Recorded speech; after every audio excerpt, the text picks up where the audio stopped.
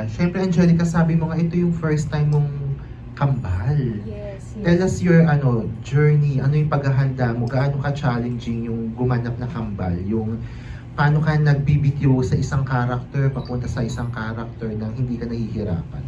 Ayun, hindi rin isa sa na hindi ako nahirapan dahil din sa production. Dahil kada-direct, lalo na din nandun sila Direct Roman. So, nag-guide naman nila ako.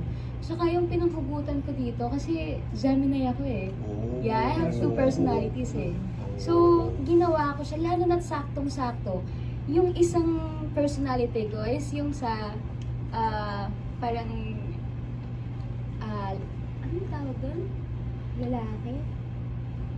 Yung isa ko kasi, yung isang personality ko feminine, meron akong isang personality na parang Masculine. aangas ko. Masculine. boyish. Boyish. Yes. Yes. Yes. May pagka-boyish ako. So, doon ko lang siya kinuha. Ayun.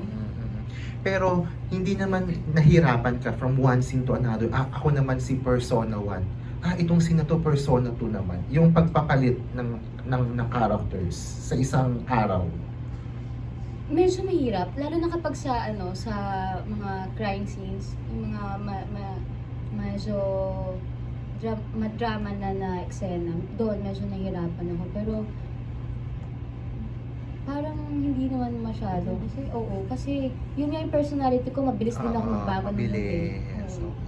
Okay. Thank you, Thank you po. congrats. Thank you.